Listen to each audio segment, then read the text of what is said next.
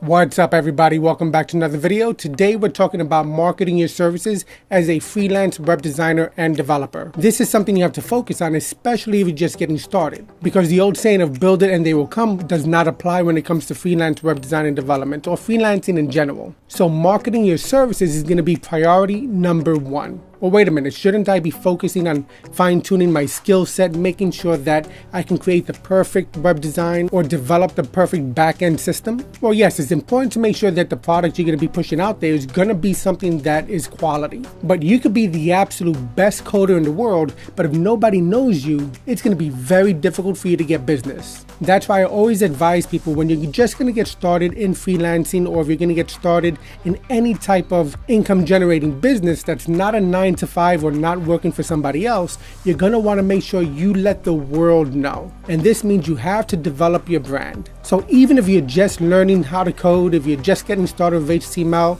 with CSS, with JavaScript, with PHP, or any of the other languages that you can build a website with, you want to definitely get your blog set up. You want to develop your brand and get the type of website that you want to have. You want to start blogging as often as you can. Maybe you're just going to blog about your journey to becoming a freelance web designer or developer. Or if you're already advanced as a web designer and developer, maybe you could start sharing some ideas with others on how to make sure that their website is performing well. So what do you need? Well, as I mentioned, you need your website. You need to blog often. You need to create content that search engines are going to grab onto and that people are going to want to share with others. You want to get your social media handles. So my website is pixumweb.com, and virtually all my handles on social media includes Pixumweb within the name. You're going to want to be as involved on social media as you can. This is going to be vital to your success because, let's face it, the vast majority of people's time is spent on social media. It could be on Facebook, Instagram, Snapchat, Twitter, LinkedIn, or any of the other social media websites out there. Just make sure that you're spending enough time on those sites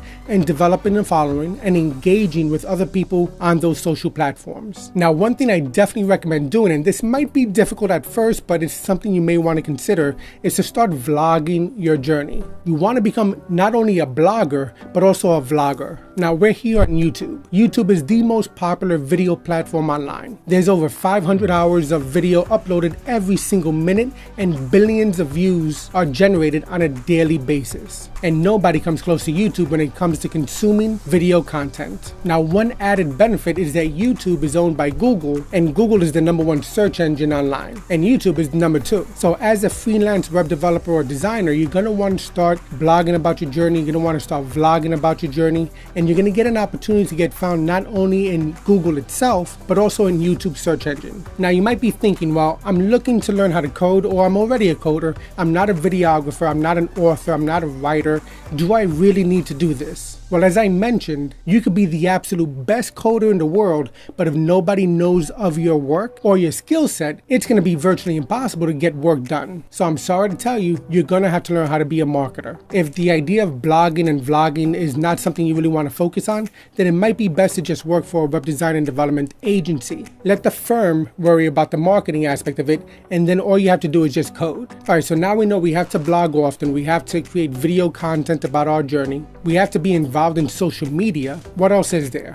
Well, email marketing is still alive. Yes, it's true, conversion rates from emails is typically very low, but if people are subscribing to your website, if they're subscribing to your channel, whenever you create new content, it's important that you keep those people up to date. One of the best tools you could use is MailChimp. You can get a free MailChimp account that you can use to promote your content and your information to 2,000 subscribers for free. And with WordPress, it's very easy to integrate your MailChimp account with your WordPress powered website.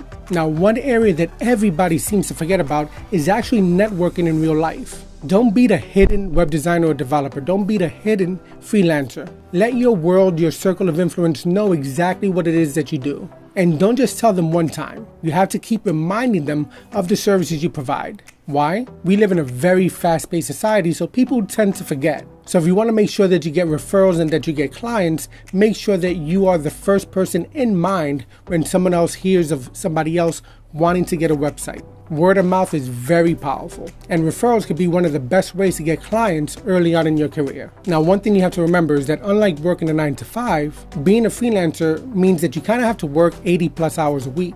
Why? Because you have to make sure you keep your skills up to date. That means you have to dedicate time to continuing your education as a freelance web designer developer. You have to obviously set aside time to build out the websites that you have. And then you have to spend a whole lot of time marketing your services. So maybe you picked up the book 4-Hour Work Week and you say, well, you know what, I'm going to be a freelancer, I'm going to work from home, I'm going to grab my laptop, I can work from anywhere. And that's true. But remember, the world's your competition.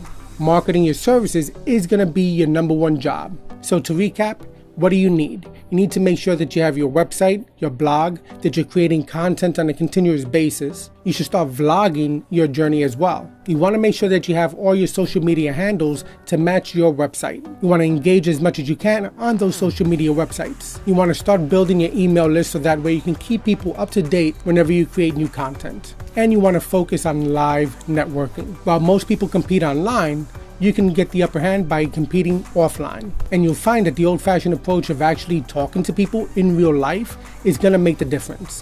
Build relationships, get out there, let people know what you do. All right, so these are just some quick marketing tips that you should focus on as a freelancer. It's not going to be easy. Don't think that it's going to happen overnight. It's going to require a whole lot of hard work. But if you're committed to it, if you're focused, you can find success. All right, hopefully you found this video helpful. If you did, give it a thumbs up.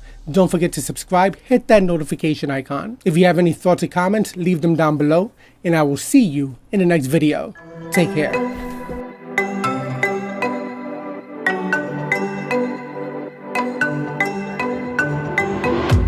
Don't care what you came from, only what you're gonna do tonight. This is what we came for.